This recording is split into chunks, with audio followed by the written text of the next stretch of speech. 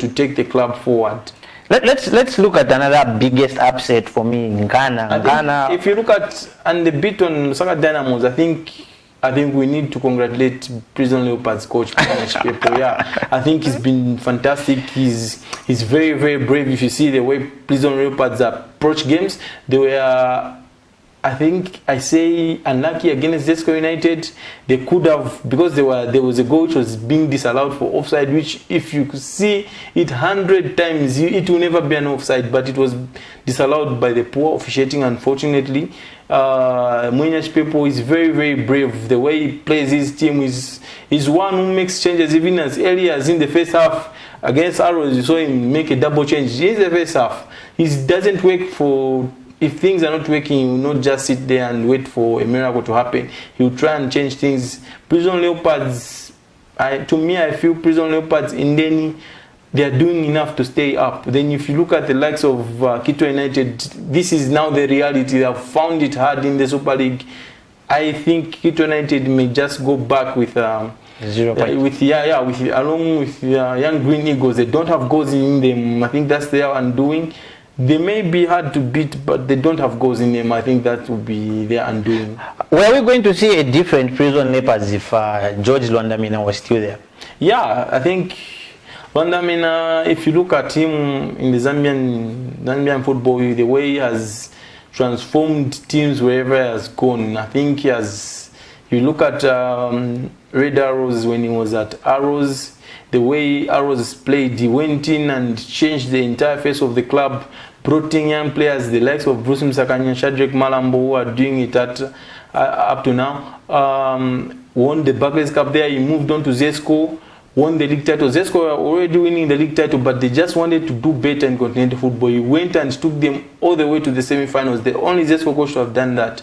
And you would have thought that Prison Leopards, with these ideas, he would have helped the team to go a little bit further in the league. I think it was a miss for Prisons to have lost someone like George to a Tanzanian club, but they are still doing well. They are holding on to their good players, and the sponsors are doing enough to try and help see Prison Leopards go far. Let's look at Ndeni. Ndeni beating Ghana by 2-0. Ndeni beating Ghana by 2-0. Go from veteran striker Graven Chitalu. He doesn't seem like he's aging. If you see the way he plays, the way he torments defenders. Week 1 we were with Uncle Rapson. We went to Sunset Stadium to cover Sensation Zanaco against Ndeni. Unfortunately, Ndeni lost by 2-0. But if you see who were the better club, the better side on the day, it was Ndeni. They played beautiful passing football. They attacked. They just missed a lot of chances. They were very, very wasteful. And we talked about it as if Ndeni can just be clinical, they will be a very, very hard side to deal with in the Super League. They have got a very good goalkeeper. They have got a very good striker in Graven Chitalu, who has got all the experience. They have got a very good coach in the former Zanaco coach, David Chirufia. You could see David is always pushing his players to do the best, and he's a disciplinarian. He always demands the very best from his team, and you can see his hard work is paying. In Ndeni beating Ghana, they had to revenge this one because they had lost in the Charity Shield earlier in the season by 2-0, and they felt that they played the better football. So they thought that when we face Ghana in the league, we will eventually beat them, and that happened in Ghana. Coachless Ghana side looks all sorts. I don't think when Ghana will finish this season, they don't have the necessary quality to push them high up the table in the league. Even in continental football, I think it was maybe in continental football, maybe the name of Ghana will scare a lot of teams. But if you look at the football they are playing, I think it's not just about Manfred Chabinga. I think it's about even the guys upstairs. I think if you look at the way they have assembled this squad, they don't look motivated. The Ghana players, that's not the quality which should be playing for Ghana. Some of them, you look at the guy from Zimbabwe who scored the own goal, who crossed from Arthur Davis to Jimmy Zinga. Yeah, you look at his standards of play, I think you can see why Power Dynamos let him go, and Ghana picked him. So a lot of worry for Ghana for this season. Let's look at today's fixtures anyway. Saturday, 12th December. We are looking at there's an early kickoff. That's Zesco United versus Indeni at the Levi Manawasa Stadium, and then later on you have Forest Rangers versus Zanaco. I don't know, when you look at these games, we are looking at the Zesco United that came from a draw against Red Arrows, and we've got an Indeni side that just went wild and beat Ghana. What's your prediction over this game? I think it's a tricky game. This is a local derby played in Dola. Indeni have had a good, decent start to the league. Zesco United, they may be sitting second, but they are not very much convincing. If you look at when they're playing, they have introduced a lot of youngsters in the team. Credit to them, the likes of Enoch Sakala, Luwawa, but you can see that this is not a title-winning side. The way they play Zesco United, they will need to do a lot for them to challenge for that league title. And they are playing against a very, very tricky Indeni side at the Levi Manawasa Stadium. The crowd may be behind Indeni because you always know people always favor the underdogs, because now Zesco United may feel out of place in their own stadium, because I'm sure Forest fans will support Indeni, Zanaco fans will support Indeni, and the Indeni fans as well. So it's going to be an interesting encounter. Kelvin Mwanga and Simon Sidimba didn't play in midweek against Red Arrows because they had sustained injuries. Zesco United were lucky to come out with a point at Nkoloma Stadium because they were outplayed. Arrows were just wasteful in front of goal, and going into a local derby, form and everything is thrown outside the window. It's all about who wants it the most. The team which will come out of the blocks firing and determined, I think they will have hope to carry the day. But I think Zesco might just edge it. Being Zesco United, they will always find a way, but it will be a close affair. Another interesting fixture for me is the promoted sides who are facing each other today. That's Young Green Eagles versus Prison Leopards. And we saw from the midweek fixture where Prison Leopards hammered the Lusaka Dynamos. Are we seeing the same? Tricky game at Tekosa Stadium. If you look at Young Green Eagles, they haven't found life in the Super League easy. They were beaten by Sensational Zanaco just the last week, the weekend passed by 6 goals to 1 at Sunset Stadium. It's always tricky because when you look at that Young Green Eagles team, they don't have enough ammunition to keep them in the Super League. I feel they don't have enough goals in them. They always depend on Adamson Mula, who is the only one who's getting the goals for them. So now you have got just one striker who's getting the goals for you. It's always tricky to come up in the Super League and don't invest in your team like they have done. Because if you look at other teams, they invested in their team. If you look at Prisons, they invested in their team. But Young Green Eagles, there were even question marks. Are they going to play the National League or the Super League? There were a lot of question marks before the start of the season. Speaking to a couple of players and everyone surrounded to the football club, they wondered if they were really going to play in the Super League because they thought the preparation was not like a Super League team. They were preparing the National League team, and if you can see from how they are playing, they are not scoring goals, they are not dominating teams. I think if you come into the Super League, one thing that you need to do is make your home ground fortress. You need to pick maximum points at home, because you cannot tell me Green Eagles will go to Zesco United and pick up 3 points. You cannot tell me they'll go to Power Dynamos and pick up 3 points. So you need to do your homework at home. You need to pick maximum points at home, and that will ensure you to stay up. We've seen teams come up in the Super League, even the Green Eagles, their senior team. They have come into the league. When they came into the Super League, they were hard to beat at home. Make it hard to beat. Just don't let team come and overrun you at your own turf. And if you look at Young Green Eagles, they need to take advantage of their home ground. When you go away from home, just go and play for a point. Whatever happens, maybe you win, that's a bonus, but just go and play for a point. These games, when you are facing your fellow promoted side, these are 6-pointers.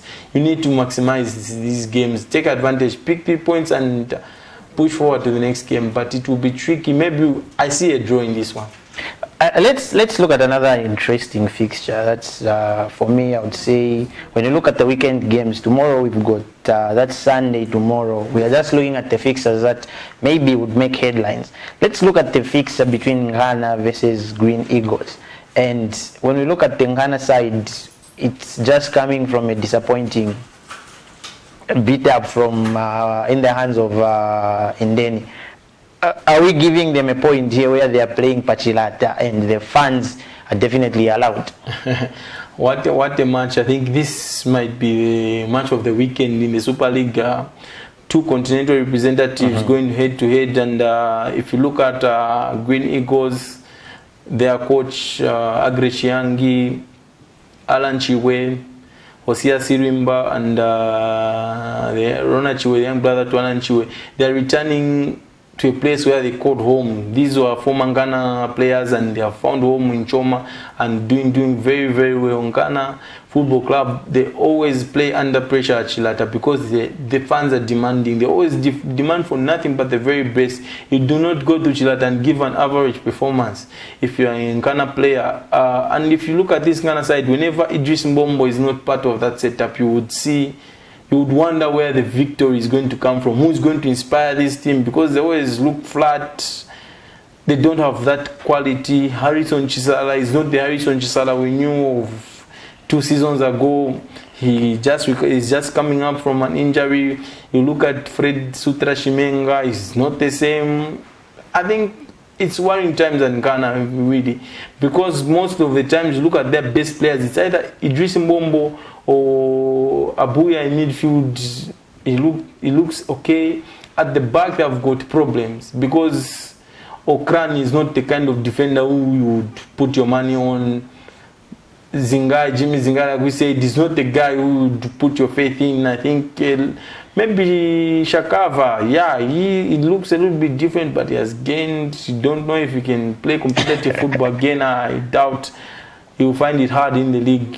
Ghana Football Club really need to get their house in order. It's not just about firing the coach, but bringing in quality players for the next coach that will come in. They said Manfred Chawinga is on leave, but we always know in Zambian League when you are put on administrative leave, the next time they unveil a coach. So I always wonder what kind of leave are they? Administrative leave. Yes, then they will, 2 weeks later they unveil a coach. Anyway, that was Augustine complaining over these coaches who are being taken on. I don't know if we can call them indefinite leaves. But if you're just joining us, you're watching Off the Pitch, the show that gives you nothing but the best in terms of highlights and whatever is happening in the world of sport. But for now, we'll just take a very short break and we'll be right back. Hello, have you heard about Msika? Do you know that you can advertise for as low as 150 kwacha for 30 seconds? Well, Msika is here. Advertise on Msika between 17 hours and 18 hours. Just tell us about the services that you offer and we'll gladly put you on the market. For more details, you can contact +260 953 995099. +260 962 444 726 or +260 971 177 467. Msika, allowing your business to grow.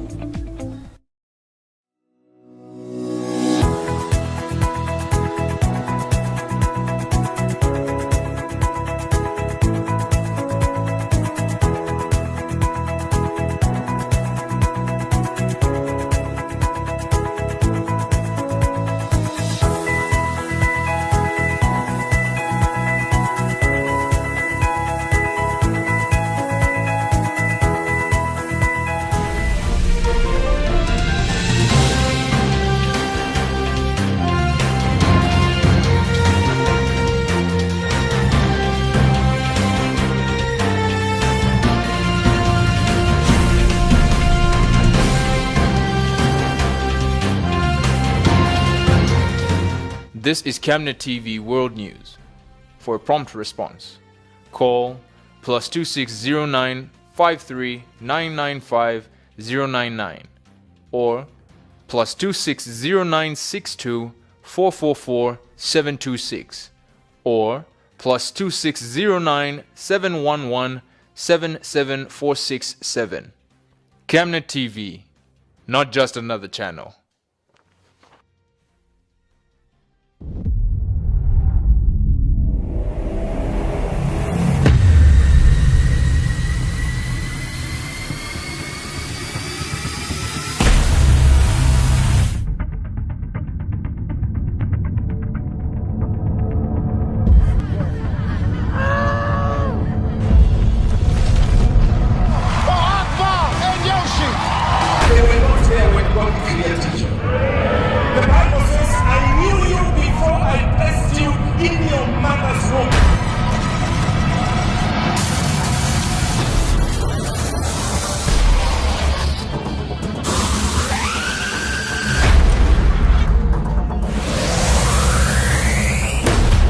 And bananas. Work and wait, and this what you've been praying for.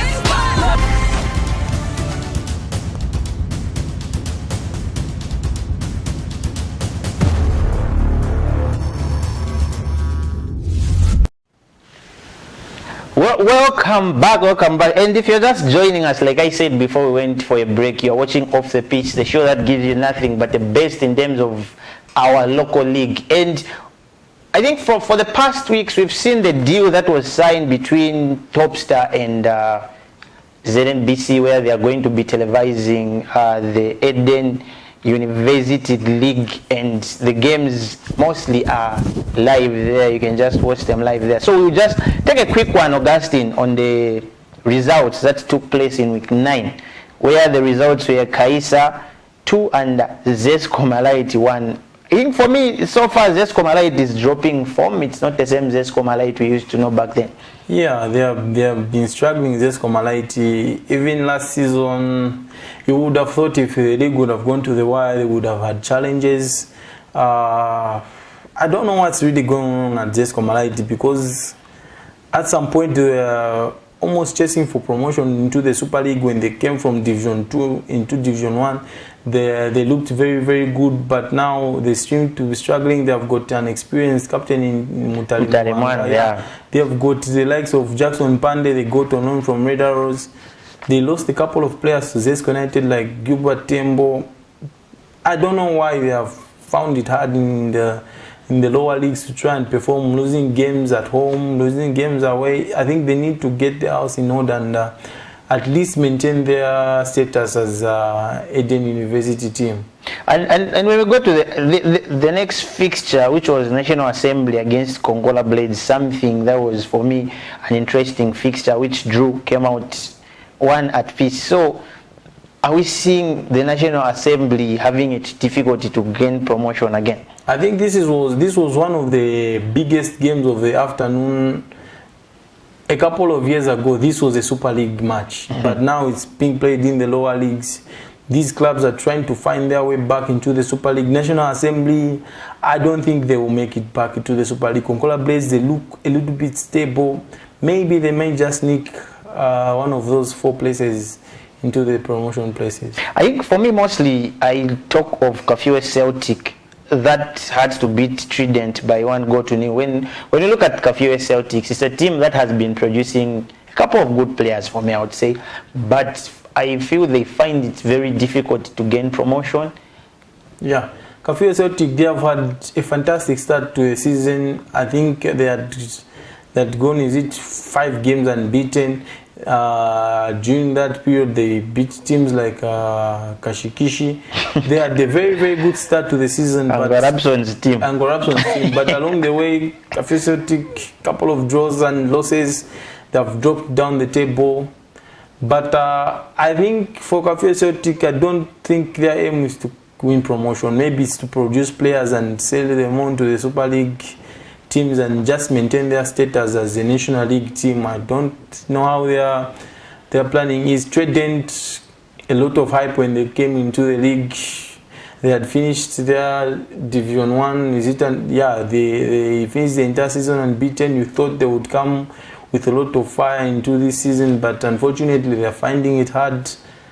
But we just hope to see goal scorers, creative players in this league, so that Super League teams can go and tap in their under 20s, under 23s, because it's always interesting when you look at the National League, the games which have been played in the National League teams. You go and watch their games, you don't find defensive teams. They are always attack minded.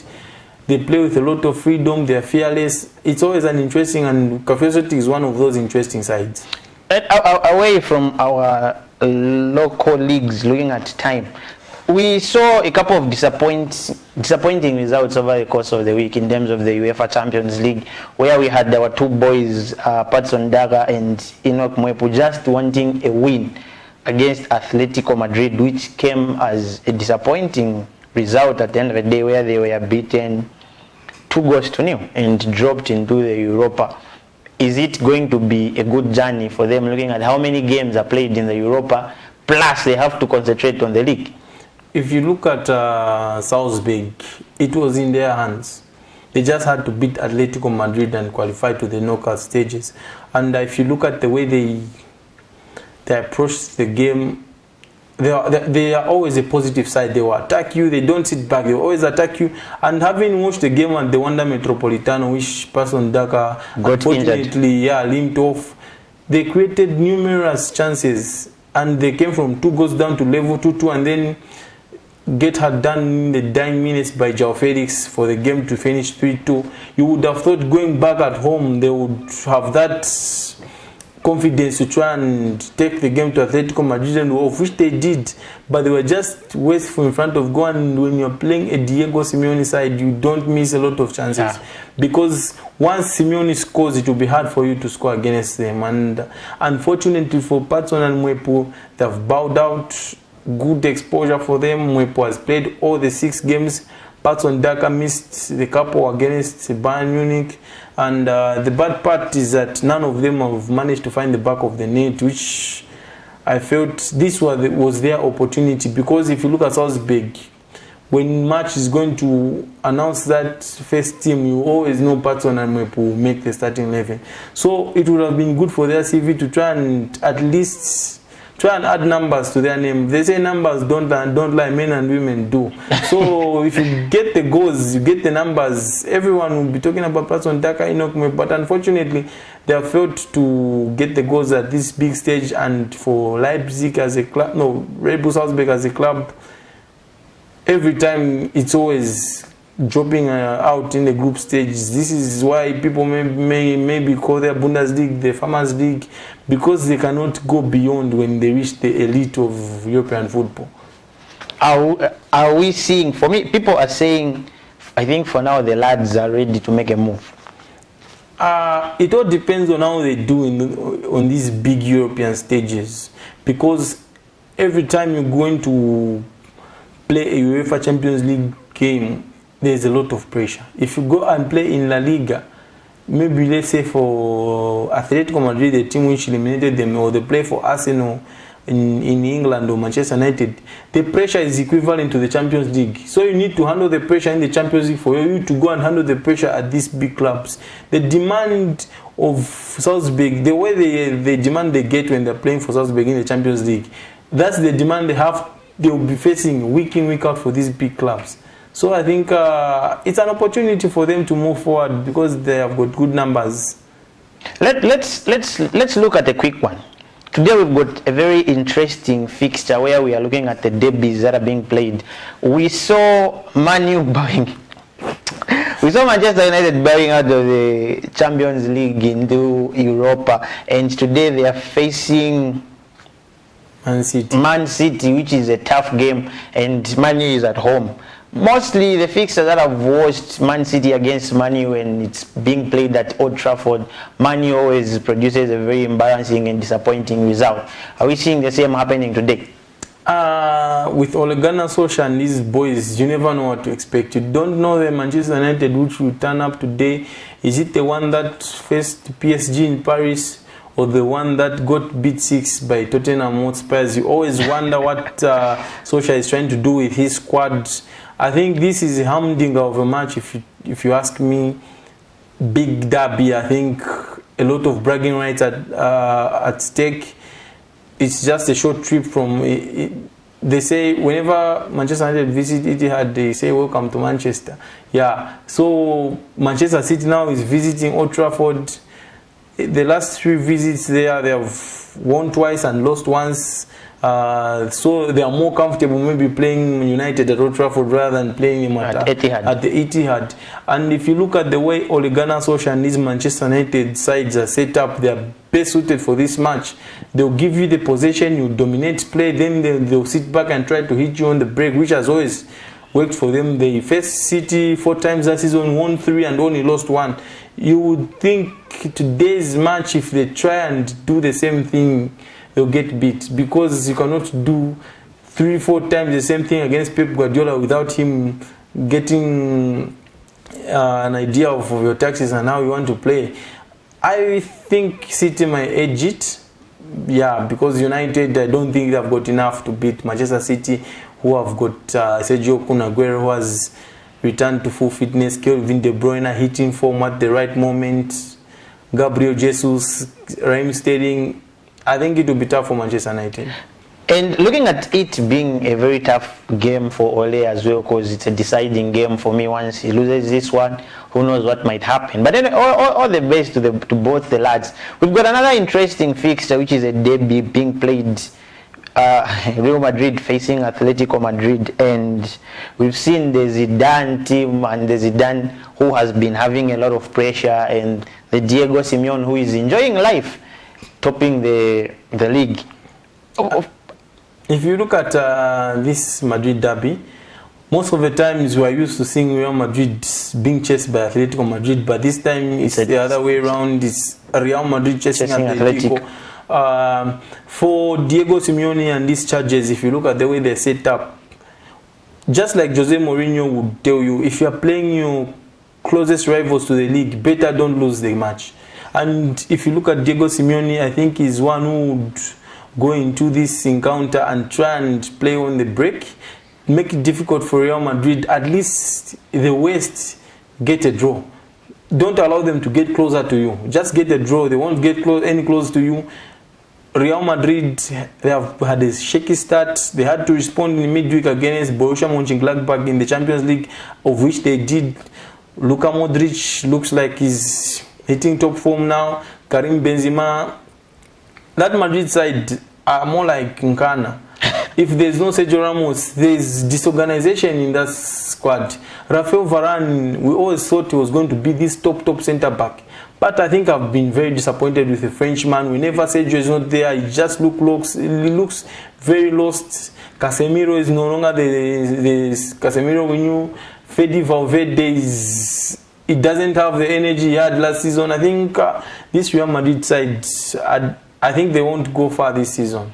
Anyway, Augustine, looking at our director, who is busy giving us a sign, your quick one, your concluding remarks on the show. I think it's been a fantastic show. Thanks to all the viewers out there who tuned in to watch us. We don't have a show without the viewers. I think thanks to all the entire production team that have worked tirelessly to make this show possible. And we just look forward to another exciting weekend of football. Bola Yapazedi is up and running. The Premier League. We just hope to see good games during this weekend. Yeah, anyway, for me, I would just say, hoping you'd be glued even next week where Ango Rabson will be giving us an update in terms of where he's going to cover. Hopefully, he'll manage to cover all the games that he's going to cover. But we are all glad that you managed to join us. And for all those who managed to watch us via Facebook, we say continue with the same spirit, because we are just not another channel. I've been your host, Amos, aka Amore. And on behalf of the whole entire production team, we are out. See you next week.